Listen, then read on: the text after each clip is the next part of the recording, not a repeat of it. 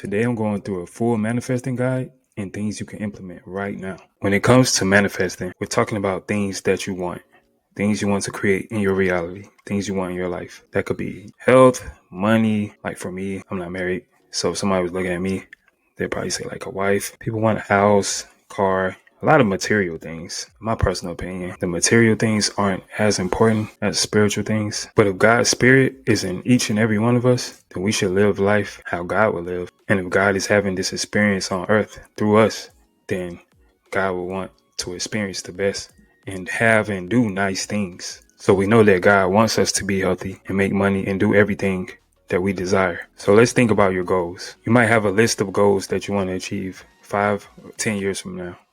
A few months from now, you're going to break that down. Your goals are going to be a direct correlation to everything that you do today, because your days build up your weeks, build up your months, and it's going to determine where you are years from now. Your day has to directly reflect your goals. Say, for example, I want to be an author and sell 10 million books, and I also want a software company. I also want to be married. So on a day-to-day basis, I'll be making myself better. The first thing you have to do is to know what you want, because you can't create anything if you don't know what you want. So knowing exactly what you want is the first step. 4 o'clock. It's like that with everything. You have to know what you want, know the steps to get what you want, and then just do it. It's that simple. But most people lack the knowledge. Today, there's a lot of YouTube channels and resources and things of that nature, and people actually can get the knowledge, but they either have trouble putting all the knowledge together or they have problem taking action. So let's just say I wanted this software company and to sell those books, and I wanted to get married. I'll have the exact type of company I want to create in mind, the type of woman, type of spouse I want in mind, and I'll be researching what type of books normally sell. I'll research all the great authors, what type of books they sold, what was their niche. I'll research all the great software companies and what's trending today and what can I create. And I would literally just write down the qualities I want in a partner, so that when I encounter somebody that doesn't have these qualities, then I know not to waste time on them. Because finding people to date and stuff like that, that's easy. But finding the ideal partner for your life is not as easy, especially when you didn't define what you wanted beforehand. So you just get something that seemed like a relationship that's working out. Then you realize, actually, this one thing is a deal breaker for me. But anyway, let's start with our day-to-day habits, your morning routine. As soon as you wake up in the morning, you should be picturing how you want your day to go. You should not be picking up your phone first. First wake up, your brain is still in the alpha state with the alpha waves. In the first 5 minutes of your day, or the last 5 minutes, that's the time where it's easy to program your mind. So most people wake up and do affirmations and pray. Before you go to sleep, it's going to set the tone for your dreams. And when you first wake up, it's going to set the tone for your day. So you don't want to wake up and get on social media or look at bad news. Most people get on social media and literally look for something to make them mad or make them angry. And your body is not even in a state where it's good to be angry as soon as you wake up. That can ruin your nervous system. So you don't want to take in any strong emotions when you first wake up, except for the emotions of joy towards your vision and towards the future.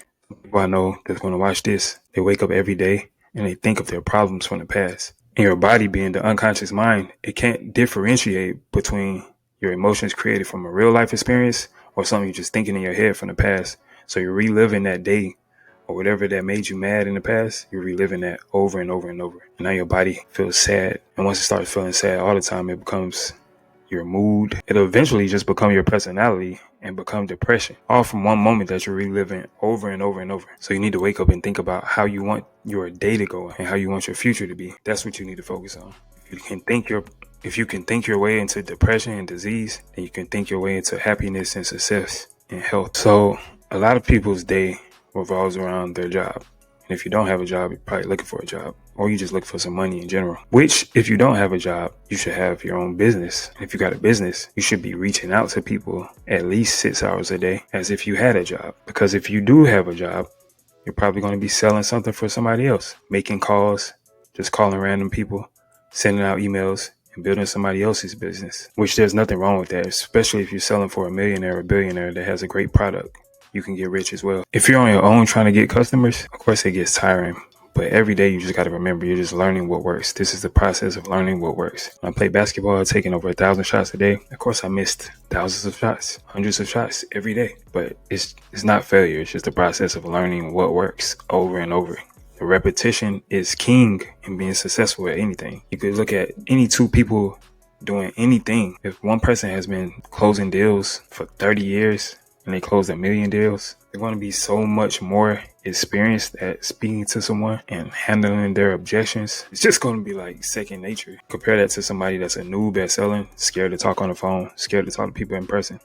You're always going to pick the person who has the most reps. If you had to pick group A, group B, you know this person has 1,000,000 reps. You're going to pick the person that has 1,000,000 reps because you're going to expect them to be better. So it's important to embrace the challenges as something that'll make you better. Because when you actually challenge your brain literally rewires itself and starts creating new neural pathways so that it can get better and stronger. It's just like your muscles do the same thing. Helps it handle a greater workload for the future. But in our brains specifically, we have billions of magnetite and calcite crystals. And the crystals are piezoelectric. Meaning, when you apply mechanical stress to them, they produce an electrical charge. And the electrical charge helps your brain get better and grow. It's not going to physically grow in size that much, but it's going to create more electricity, more folds. When they looked at Albert Einstein's brain, they saw that it had more folds in it. If you could unfold those, you'll see that there's miles and miles longer than an average person. Compare that to somebody that just does the same exact thing every day, always use the same hand for everything, always drives home from work the same exact way. The brain is not challenging itself at all, and you'll eventually have a cognitive decline. And that's how people get dementia and Alzheimer's and stuff, because they never were actually using their brain. You ever drove home from work and you didn't even know how you got there? It was like, I'm home? Then you realize you could have gotten into a car wreck because you wasn't paying attention at all on the way home. It was just driving on autopilot. That's what people do. They just go through life in autopilot. That's why they call them NPCs and robots. And that's why all the media you intake every day and algorithms, knowing exactly what you want, helps you to be more of a robot and programmed. Speaking of programmed, a lot of people go to college thinking that they need to get a 4-year degree to make money, just to get out of college and be in debt.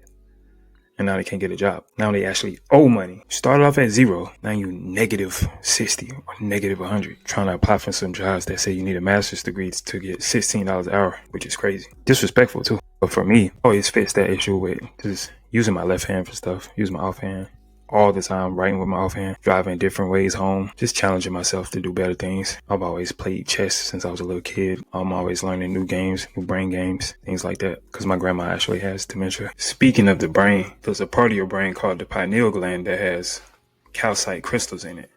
Your pineal can become calcified, meaning your pineal won't function correctly. Fluoride is something that causes calcification, and fluoride is everywhere. It's in all of our water, our tap water, our toothpaste and everything. And everybody knows that the toothpaste isn't healthy and our tap water isn't healthy ever. They call the pineal your third eye because they literally believe that's the connection between this realm and another realm, or to your spiritual self. Some people believe like that's where your soul is. It helps regulate your sleeping patterns, your stress, which are all important when it comes to creating the life you want. Also, all of the crystals in your brain and the gold and silver and metal and things in your body helps to create magnetic fields. You have a magnetic field created from your brain. You have one created from your heart. The one created from your heart is way more powerful than the brain. So while you might think an idea, you don't have feelings or emotions towards it wanting it to happen. That keeps it from happening. You have to really actually want it. And you can't fake that. Some people think, why is it that I manifest bad things easier than good things? Fear is a powerful emotion. So if you're thinking about something in fear, you're always thinking about it with emotion. But if you think about something you want in the future without complete joy and happiness and love, then you can see how the fear can easily overpower it and manifest faster. That's why love and gratitude are the highest emotional states to attracting more things into your life. That's why you should always, every day, make a list of like 3 things that you're grateful for. But you have to actually be grateful for it. You can't fake that. You need that emotion to attract more things into your life. Scientifically speaking, we can actually see the light waves coming from your heart and coming from your brain. You can see brain waves with an EEG cap. It's called an electroencephalogram. But the thing about every particle, even from my voice, the words I speak, the sounds, every particle has a magnetic field, a torus field, just like your body does. So that gives off a certain energy, and it also pulls back a certain energy. For example, you ever notice why this sound of a spell or fail a spell, like you fail a test, or jail, or the word hell, they all have the same phonetic sound. They all sound alike. They all use that vibration. And when people are creating words, originally it was the sound that was most important. The vibration used to create the word that had the importance, because it brought forth something. Because they knew about the torus field that spins constantly and attracts. So your mental diet has to be right. vocal diet has to be right. Your actual food diet has to be right. Speaking of food, let's just say you're not taking care of your microbiome and you get bad stomach aches all the time because you eat a lot of meat, a lot of protein, a lot of dairy. Being sick in your stomach or just having a bad feeling in your stomach can make you make bad decisions in life. Imagine if a woman is about to get married, but she's just getting a bad feeling in her gut based on what she ate that morning. She probably ate a good breakfast, bacon, cheese, eggs, all that. And now she get cold feet at the altar just because her stomach was killing her. That happens to people all the time, though. I know people whose stomach hurt before basketball and football games. Every game. It's because they're nervous. Doesn't mean your gut is telling you something, but we have trillions of microbiome in the gut, which means it's the most abundant thing in the body.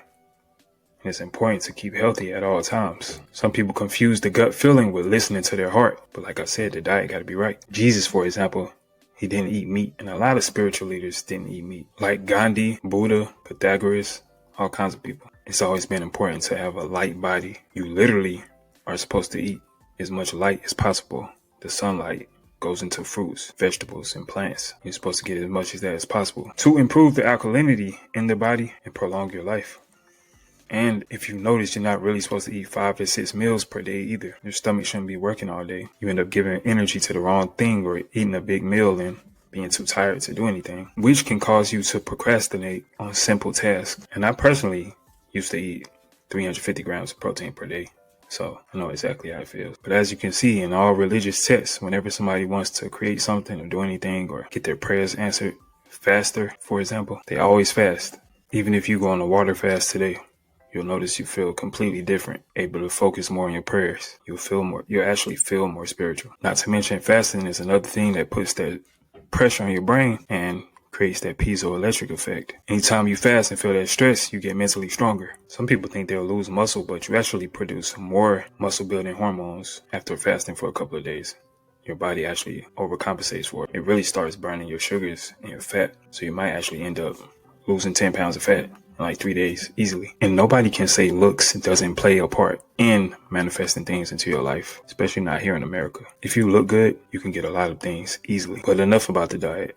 I think the mental diet is what's really important because people look at social media. There's a lot of people self-deleting themselves off earth because they keep comparing them because they're just having negative thoughts. So they're comparing themselves to others, which when I was a kid, we obviously didn't even have Instagram and stuff like that. I wouldn't be comparing myself to somebody else's Instagram pics where they rented a car or rented a mansion or posting pictures in somebody else's house. Some people go to the place where you can take a picture in a private jet and then just leave. People not only get ideas from media, but they also end up having thoughts that aren't their own. So they end up having intrusive thoughts over and over. And they think something is wrong with them. But scientists have just started discovering that we don't actually think all of our thoughts. The thoughts don't always originate in our brain. We just align with thoughts. But since they don't like acknowledging things like faith or God or anything that's unseen, like the ether, sometimes it's hard for them to conceptualize their science.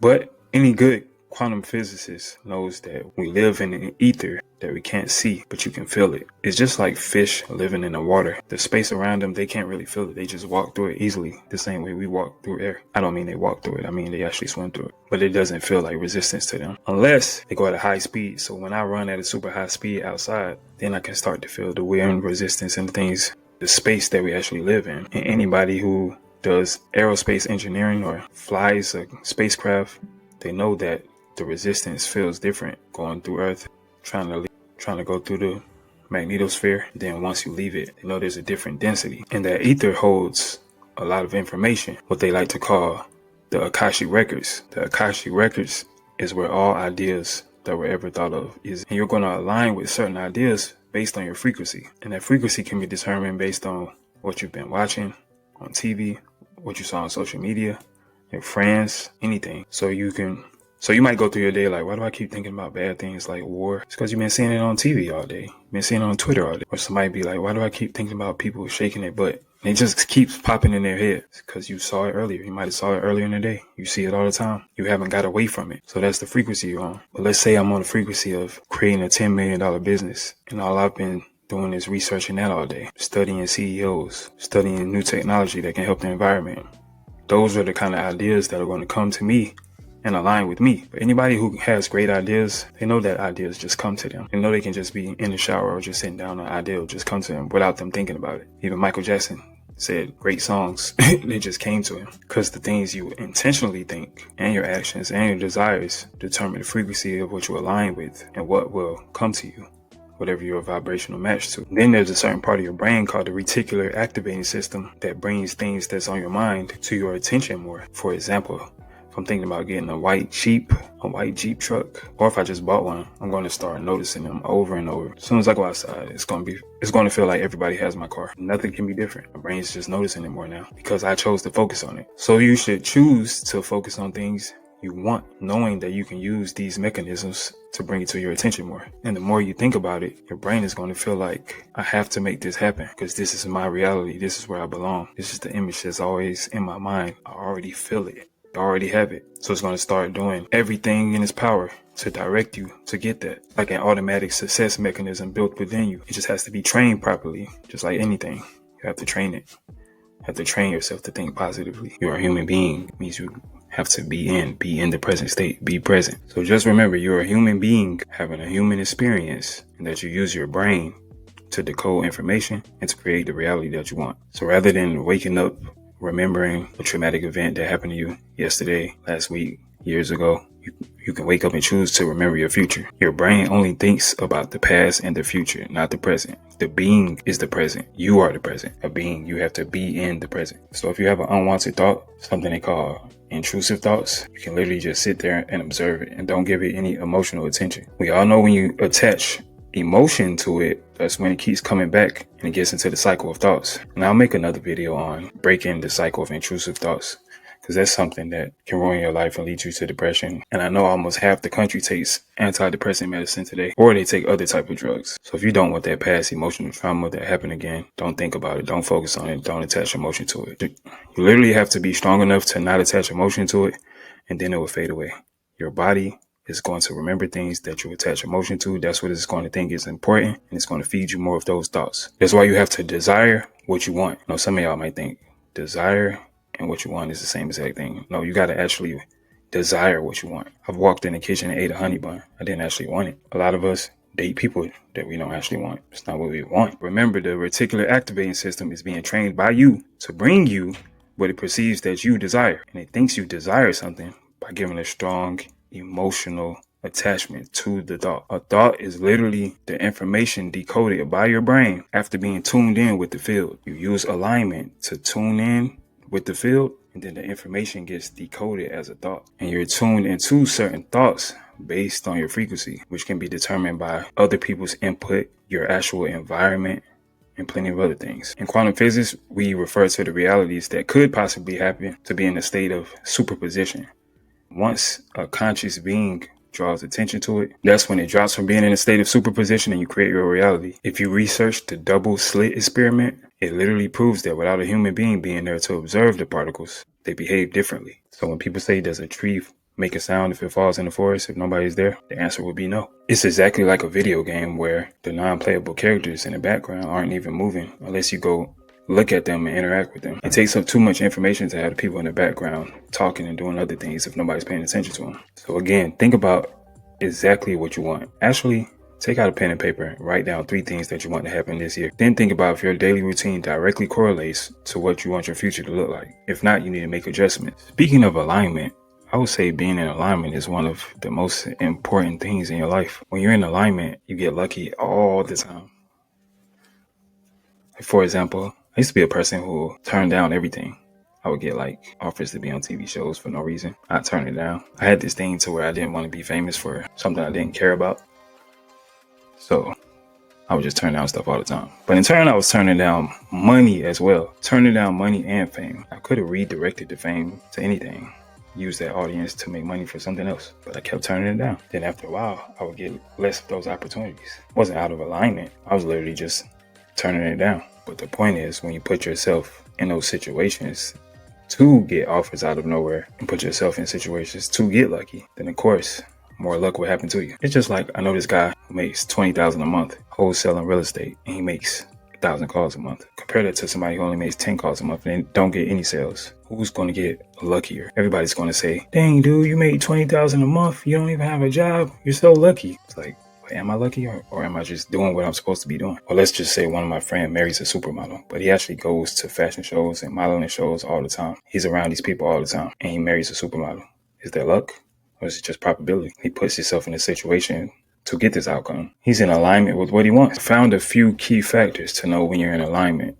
And one is seeing numbers align all the time, or just noticing random synchronicities throughout the day, like you bring up somebody and they call you, or you bring up some clothes or food and somebody on TV says the same exact thing. Little things like that let you know you're on the right path. So this perfectly ties into your daily routine being a direct reflection of what you want to happen for you in the future. Because why would it happen if you're not in alignment with it? Why would I become a pro basketball player if I've been practicing soccer all day, every day? Why would I be rich if I don't even believe that I can be rich and I think money is evil? Then it wouldn't happen. Why would I be grateful for what I get in the future if I'm not grateful for what I have now? It's all relative, just on a larger scale. If you have more money, you're going to be comparing yourself to people with more money that have more than you, just like you do now. So you have to be grateful for the present moment, and you must be open to receiving abundance from the universe. Throughout my life, I realized there's usually 5 main things that people want to manifest: health, money, happiness. I forgot. So yeah, health, money, happiness, a significant other, and a sense of purpose. I believe we all know how to get healthy by eating and working out, but if not, I will make a diet video and a workout video. I would actually say the top